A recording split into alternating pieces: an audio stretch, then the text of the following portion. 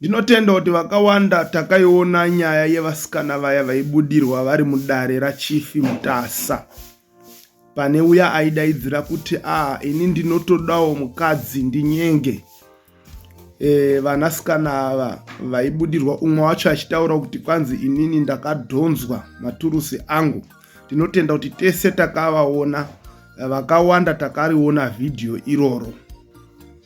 Chandoda kuti nditaure nhasi pamusoro penyaya iyi ndechekuti paya patinoparidza tichitaura kuti kuna Satani, vanhu havazvinzwisisi. Paya patinoti uyai kwaJesu, vanhu havazvinzwisisi, nekuti Satani akabata mwoyo yevanhu zvekusvika pakuti kuparidza kwava kuita kunga munhu ari kupenga, sezviri pana 1 Corinthians chapter 2 verse ya 14 inoti munhu sezvaakaberekwa angagamuchiri zvinhu zvemweya waMwari, nokuti ubenzi kwaari. Zvinonzwisisiwa nomweya, asi ari wemweya unonzwisisa zvose, kunyange zvazvo iye asinganzwisisike nemunhu.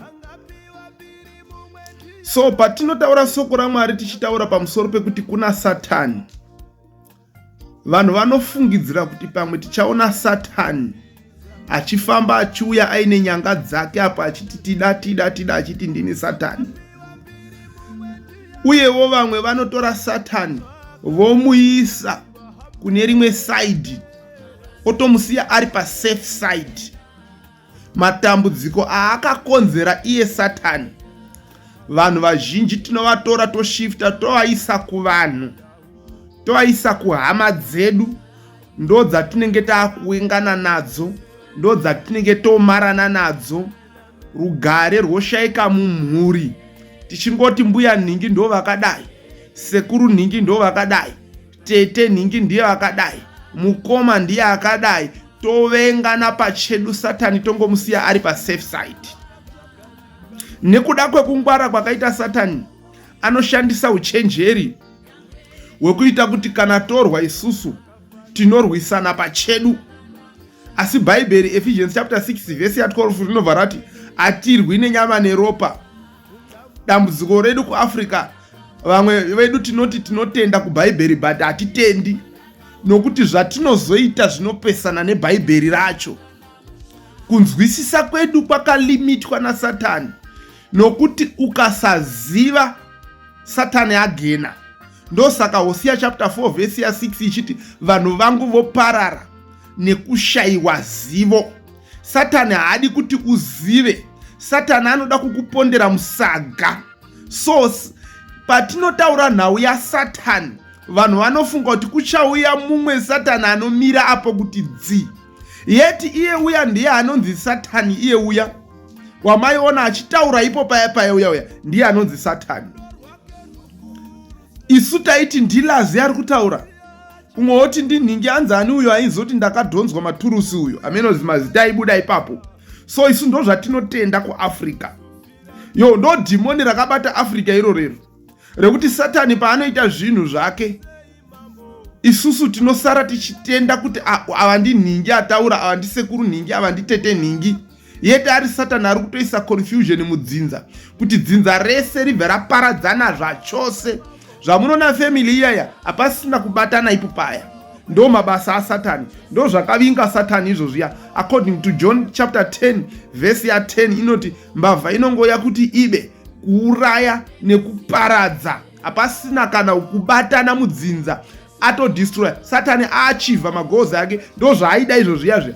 Vanhu vovengana vosvika pa mbuya dziya chembere dziya dzese dziya dzatova varoyi nekuti dzafunyana kumeso. Ndo dhimoni reAfrica, munhu afunyana kumeso akuroya, angofunyana akuroya. Hakuna anoroya achine fesi yakaita seyangu iyi, kungoti funyane imwe akuroya mukuru. Ndo zviri Africa izvozviya. Ende n'anga dzacho dzinobatawo vafunyana ivavo, vaprofita vacho vanobatawo vafunyana ivavo vekuAfrica, kwete vaprofita vaMwari. Tiri kutaura vaprofita veAfrica. Vaya vamaiona padare riya panyaya yaEkedi, vane language imwe chete nen'anga, vanowirirana paurongwa hwavo nen'anga.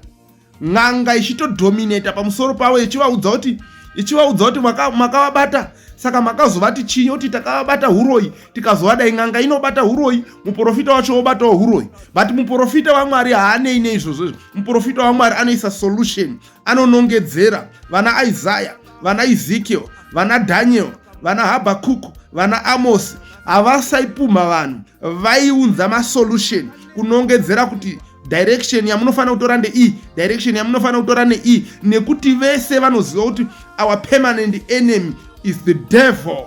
Muwengi wedu ndi Satani, kwete mbuya avo, kwete tete avo, kwete sekuru avo. Unotoda nyasha mwana waAfrica kuti unzwisise zvandiri kutaura izvi. Panotoda nyasha, haungazvinzwisisi kana Mwari asina kukutendera kuti uzvinzwe. Usina kuwana nyasha, unototanga kukaka nharo mucomment section. So pane chinhu chidiki chandoda kuti ndimboshare nemwi kwenguva diki hama dzangu.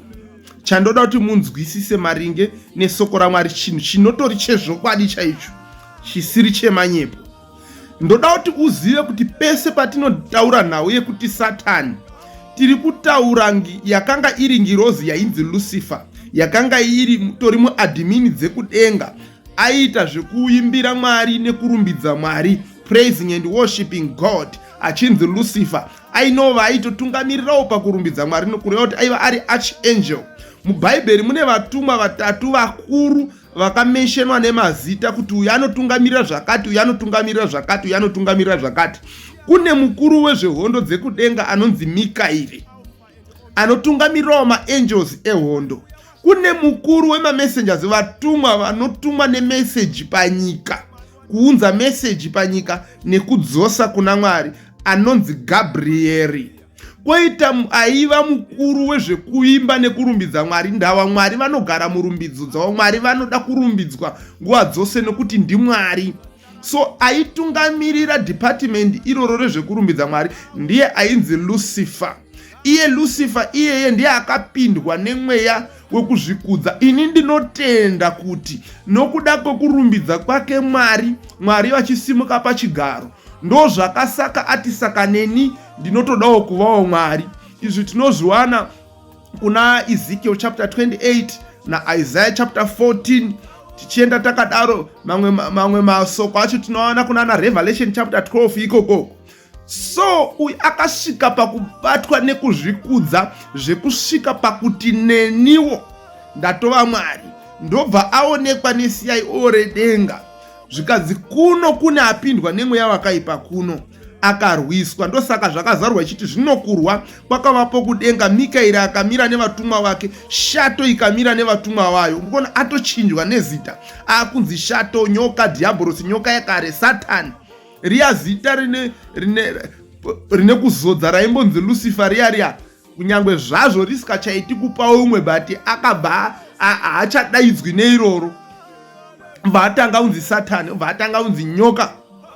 So iyeye ndiye akabva adzika panyika. Adzika panyika ndokusvikoisa rima panyika. Ndosaka uchiti ukaverenga Genesis chapter 1 inoti pakutanga Mwari wakasika denga nenyika. Unozonzwa ponzi rima. Nyika yakanga isina kugadzirwa, yakanga isina chinhu, rima rakanga riripo. Rima iroro rinongomiririra Satani. Pane zvakawanda zviripo zvandisingakwanisi kutsanangura ipapo nekuti zvimwe zvacho zvakaita mabhonzo, unogona kutadza kuzvinzwisa, uyewo because of our time. Saka uyu ndiye akaisa rima panyika. So kana tichitaura nhau yekuti ndiye akaunza rima panyika, tiri kutaura kuti mabasa ese erima anoitwa pasi pezuva anoinitiatwa naSatani. Mabasa akafanana nekuti muri kuona kuti tiri kutaura nhau yekuti murume uya anonzi Madekerera oro Gudya akasimuka ipo padare paya achitaura kuti mukoma vake vakanga vakabata rambi, moto ukabuda mulaiti ukapisa imba. Wapisa imba, mukoma vake vakazondozvihenga kuzviuraya nenhau yekutya baba. Kuroti baba ava vaitozikanwa nehasha, mabasa erima. That's Satanism iyoyeyo. Imi munofunga kuti Satanism munhu ari kutouraya vanhu, munhu ari kuita Satanism ine malevels, vamwe tigere nawo mudzimba umu, but ari masatanist zvawo. Maitiro awo uri usatani. Unofunga kuti ihasha kaindi dzekuti mwana akatoprefer kuti kufa kuri nane than kuti ndibatwe nemudhara uyu. Unoti inotori satanism number 1. Nespirit yainitiata mwana wacho futi kufunga kuti kufa kuri nane, that's satanism futi. Anongori malevels but iri satanism. Ndi satani wese wati kutaura nezvake, patinotaura nezvasatani nzwisisa kumbira kuna Mwari kuti Mwari ndipei kunzwa panhau dzasatani idzi. Inobva yandirangaridza nyaya yasimba naRozi, uya wekusimba wekuzombogara mujeri kunga 7 or 8 years here, anyeperwa nemwanasikana uya ainzi Rozi. Rozi chii chakasaka anyepere uyu? Aityawo mai vake. Mai vake vaiva nehasha zvekusvika pakuti vaiponda mwana. That's satanism. Ndiye satani wega. Mabasa erima chete chete iwaya anongori mabasa erima. Ndiye anonzi satani iyeye. Kana totaura pamusoro pa satani, ndiye ndinzwisise, ndiye anonzi satani. Urikuona here kuti izvozvi musha wese ameno kana ndakabata zvakanaka sene ndakazoti inonzi madekerera here kana kuti madekeredza kana kuti gudya. Musha wese, family yese iyo yanga iri padare rachifi Mutasa havachawirirani zvachose vanhu yovaya. Mukoma nemunin'ina havachawirirani, maiguru namainini havachawirirani, muzukuru natete whatever. Yangwa confusion, rwaruvengo chete chete. Ndo mabasa asatani iwayo. Satani anoita kuti uone kushata kwa maiguru, uone kushata kwa mainini, uone kushata kwa sekuru, usaona kushata kwake, momusiya iye ari pa safe side. Yai, vanhu vangu voparara nekushayiwa zivo. Hosea chapter 4 verse 6. Vanhu vangu voparara nekushayiwa zivo. Mwari masikira akatiita isusu, akatisika, akapa munhu simba rekumeka madecisions. Ndiwo unosarudza kufa, ndiwo unosarudza kurarama. Ndiwo unosarudza chakanaka, ndiwo unosarudza chakaipa. Mwari haakufoseredzi zvaakaita akangoisa pachena kuti bvu, iwowo sarudza chauri kuda. Ndosaka achiti vanhu vangu voparara nekushayiwa zivo, ndavaziva yachaakaisa. Ndosaka John ichiti muchaziva zvokwadi, nezvokwadi ichakusunungurai. Zivo iripi? Iri musoko raMwari rinonzi nevamwe nhasi hativerengi Bhaibheri rakauya nevarungu kuzokolonize nyika. Iro richinzi pakutanga soko rakanga riripo, pakutanga soko rakanga riri kuna Mwari, pakutanga soko rakanga riri Mwari. Vanhu isusu nekuda kwaSatani hatiteerere, hatiriverengi nekuti rakauya kuzokolonize nyika richishandiswa nevarungu. But isusu tiri kuenda tichindoparidzira varungu vacho. Varudini kuti chinhu chamuri uya kutiparidzira ichi ndo chachiti paya taikuvhara taida uko, but tiri kutondoparidza. Isu kuchechi kwedu tane more than 175 nations. Kumwe watinoenda kunana Argentina kune vachena vakati kunana America kwacheko vane mhino dzakareba, tichinoenda neBhaibheri richindovaparidzira, vachitendoka vanhu vachidzikinurwa kubva kuusungwa hwaSatani. So Satani zvaanoita anoita kuti usaziva. Ndava hakuna chirwere chinouraya panyika pana pakudai nekusaziva. Zvimwe zvirwere, cancer iri nane, HIV iri nane pane kusaziva. Kusaziva chirwere chinouraya zvakanyanya, zvakaipisisa, chiri very dangerous kupfuura zvirwere zvese. Ndosaka Bhaibheri rakati vanhu vangu voparara nekushayiwa zivo. Asi ndinofara kuti soko rinoti kana mwanakomana wamunhu achikusunungurai, zviro kwazvo muchava vakasununguka, zviro kwazvo. So ndoda kupfuurira mberi ndichikuudza kuti pakadzingwa Satani paakabva kudenga akauya nemamwe maangels. Auya nemamwe maangels ndiwo aakunzi madhimoni nhasi. Madhimoni iwaya akaaisa mumadepartments kuteedzerera order yekudenga kwaakabva kuna Mwari. Mamwe madhimoni acho akanzi ndeerudzi, mamwe ndeenzvimbo, mamwe ndeezvinamato. Handiti nemamwewo akawanda madepartments aakagadzira iye Satani. So ndoda kuti ndimbokuonesa chete chete pane ndataura erudzi neenzvimbo neechinamato. Rinonzi religious spirit ndo dhimoni hombe, ndo rinokontrola madhimoni ese, ndo rinoshanda riri mun'anga. Zvandakutaura hazvidi kuzika nemunhu izvi, especially akabatwa nemweya wekusada kupona anogomboka kwazvo. Dhimoni rese nyangwe akabatwa neshavi renjuzu, nyangwe akabatwa nesatanism, nyangwe akabatwa nerekuroya, nyangwe akabatwa neripi, akasvika pan'anga anohwarara.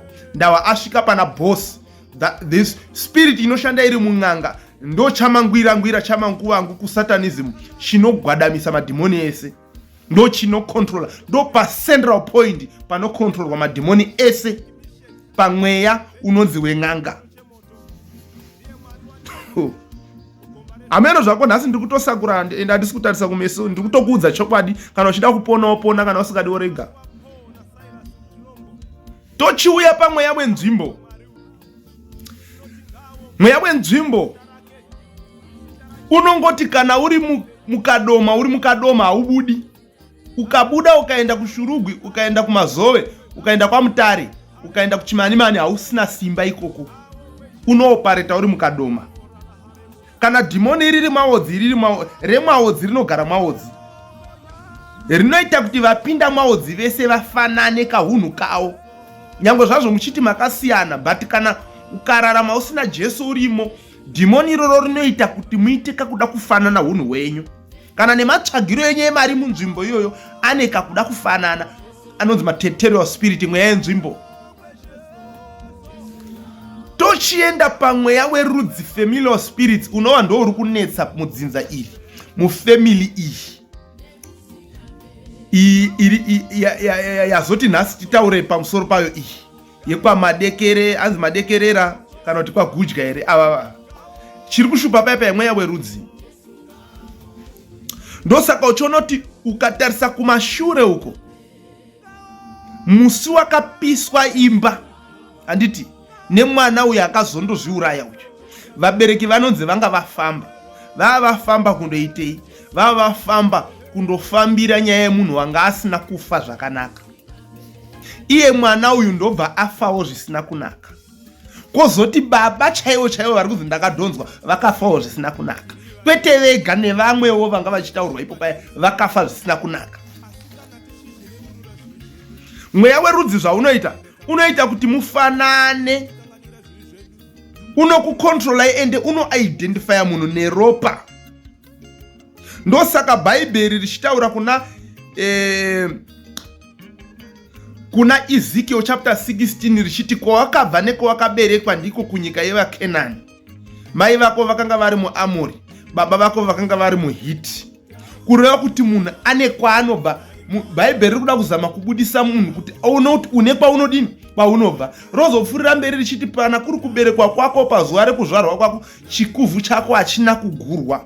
Kureva kuti you are still connected to mweya yedzinza vakaombera. Ndiro zvinongokubata, vakaita sei zvinongokubata. So unofana kudimburwa, kudisconnectwa neropa raJesu Kristu, kuita kuti mweya yetsvina painofemedza ichitsvaka idzinza rekwenyu, inonzwa raJesu risina chivi, inonzwa raJesu rine moto, inonzwa raJesu rinodisturba kingdom yaSatani, raakuexistawo mwauri. Ndo zvinoita kuti ukunde chete mweya yerudzi. So vamwe vanoti patinotaura mweya yerudzi vanenge vachifunga kuti tiri kutuka vana baba vedu vakafa kare. No, that's a demon. Mweya werudzi wakatopuhwa senimi yedzinza rekwenyu, inongokontrola imimi. Ende inokuziva ine ropa, kwete neurefu kana udhafu kana uteteno. Inoidentifya munhu wekwakanjanda nekuda kweblood. Hakuna chisingazikanwi nemweya werudzi. Ndaida kuti uzive kuti nyangwe mukafamba muri pamba penyu mukaenda kun'anga ipi neipi, dzinogona kubata zvinhu zvakafanana, ende zvinova ndo zvamuri kuziva, ende zvinova ndo zvamuri kutenda, kwete nekuti dzinoona stereki, but nemhaka yekuti mweya yerudzi yamabva nayo pamba penyu ndiyo inondoisa information kuna bosi wayo. Pandataura kuti pan'anga ndo pacentral panokontrolwa mweya yerudzi, ndiyo inondoisa information kuti mhuri yekwakanjanda yauya ine problem yakati. Muchisvika modedemurirwa, moudzwa hapana chinosara, mobva mati sekuru vanoita sei, vanoona. Ndo mauparetere anoita madhimoni, mwana wababangu. Ndo mauparetere anoita Satani iwaya. Kana usingazvizivi, ndo mauparetere anoita Satani. Mumwe abva aita mubvunzo kuti ko nhai elda zvamuri kutaura zvese tazvinzwa izvi, but ko ava vanomuka vachitaura kuti ndini nhingi, mweya werudzi here, kana kuti zvine chekuita nen'anga here? Chimira ndikuudze, kunongori ne2 madestinations anoendwa nevanhu panyika pana. Munhu wese abva panyika ino ari mutadzi, asina kubarwa mubhuku, asina kunyorwa mubhuku reupenyu, asina kubarwa patsva, according to John chapter 3 verse 3 neverse 5. Munhu iyeye anoenda kune inonzi Hades kana kuti Sheol, waiting list yekumirira kupinda mugehena. Gehena haaripindi iye Satani asati apinda, nekuti gehena harina kugadzirirwa munhu, rakagadzirirwa Satani. Ndosaka uchindosanomira uri panzvimbo inonzi Hades. Nzvimbo iyoyo iri munharaunda yegehena, but harisiro dziva remoto chaicho. Dziva remoto Satani achada kubatwa kuti osungwa okandwa imomo, nevaya vasina kunyorwa mubhuku reupenyu voiswawo imomo, rovharwa. Ndo inonzi internal death, kutsva nekusingaperi. Kutsva haufi, unongoramba uchitsva, nokuti munhu haana kusikirwa kufa naMwari. Munhu akasikirwa kurarama saMwari nemufananidzo waMwari, akasikirwa kurarama akafanana naMwari nekusingaperi. Saka unozondorarama upenyu hwako nekusingaperi, asi uchingotsva nekusingaperi mugomba rinonzi Gehena. But for now, munhu anenge afa wese ari mutadzi anondosanomira ari kune inonzi Hades. Unaverenga Luke chapter 16 from verse 19 uchidzika unzwe nyaya yemupfumi naRazaro. Unojekerwa zvimwe zvinhu ukaiverenga nyaya iyoyo, unogona kunzwisisa zvandiri kutsanangura panapa. So ikoko kana waenda hakutenderwi munhu kudzoka.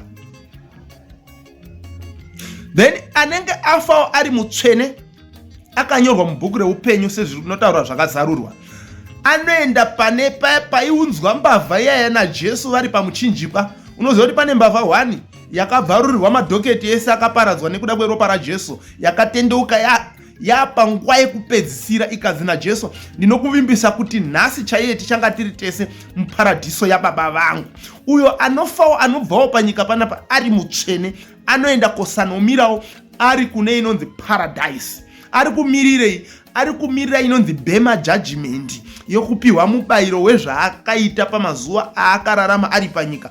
Vapedza vanozodzoka kogara zvepanyika ino, nokuti ichaparadzwa. Yamuri kuona ino inotongwa naSatani iyi ichaparadzwa iyoyi. Pozotanga kuvakwa nyika itsva inotaurwa nazvakazarurwa kuti ndakaona denga idzva nenyika idzva. Ndo patichagara mambo wedu Jesu Kristu vari paIsraeri apa vanotsika gomo reMiorivhi richitsemuka nepakati vachitonga vari muguta reJerusarema pano paIsraeri.